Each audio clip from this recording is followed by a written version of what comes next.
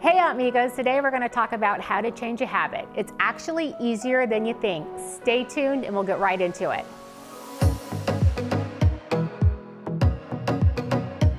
So everybody has habits, and as you know, habits can be hard to break. I'm not talking about a habit like smoking, something that has an addictive component in it, just general habits, like twisting your hair, chewing on pencils.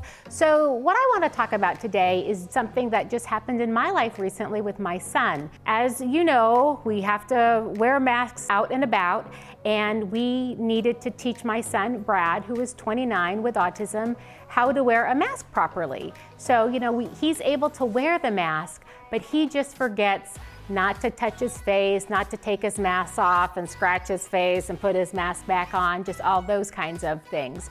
So we wanted to work with him just slowly on how to change that habit, how to change that behavior. So the first thing that we had to do to change Brad's behavior, and really what we wanted to do, we wanted to break his habit of him touching his face with his bare hands. So the first thing is just to be aware. You have to be self-aware that you're doing this. I think statistically they say that the average person touches their face between 3 to 6 times every minute. And Brad probably touches his face closer to 10 to 15 times every minute. I tried to take a little data on it. It was between 10 and 15. So the first thing we wanted to do is just remind Bradley of the rules and make sure he knows, like, every time you touch your hands to your face, if you have germs on your hands, now they're on your face, and that's how you can get sick, like a cold, the flu, or perhaps COVID.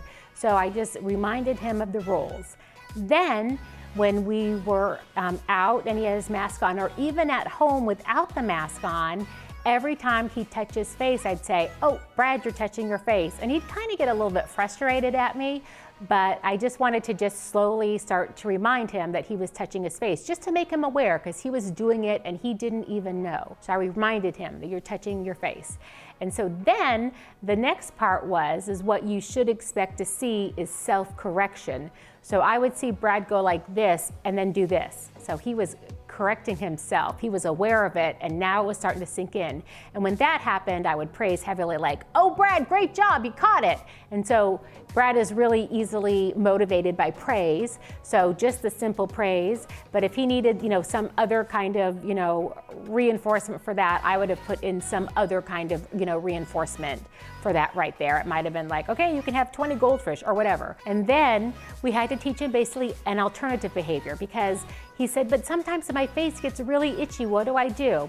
Okay, what do you do? Well, the best thing to do is, if you can take a tissue and rub your face, or if you can't do that, maybe put your hand and rub your face with your shirt, just trying to keep his hands off his face. So then we started noticing that if he, was kind of itchy with the mask, that he would actually, take his sleeve and rub, or if he had short sleeves on, he'd kind of do this, or he would actually put his hands and put that, up to his face. And again, it was like, "Brad, you did that great. That was so perfect." Again, praise, praise, praise. And now he has broken the habit of touching his face with his bare hands. He is, quite proficient at it. I would say he's probably, 95% accurate on doing this. And it kind of made him feel better. It makes me feel better knowing, that I can trust him to go out and he's not gonna, just wear the mask and do those other types of behaviors that could get him sick.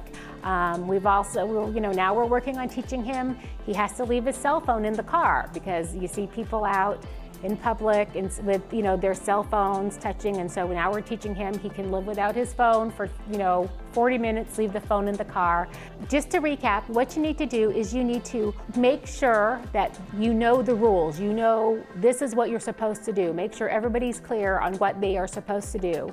Then you want to point out when the person is doing the behavior that you don't want with gentle reminders. Then you want to perhaps teach them an alternate behavior if they need an alternate behavior, like, "Well, if I can't do this, what can I do?" Then you'll start to notice that they're actually self-correcting, praise heavily, and then they'll start doing it the right way all the time. prays heavily on that too. And of course, with any behavior, it's all different depending on the person and how deeply embedded the behavior is. So it could just take a week, it could take a couple months, but slow and steady and patience, I guarantee you, you can change a behavior.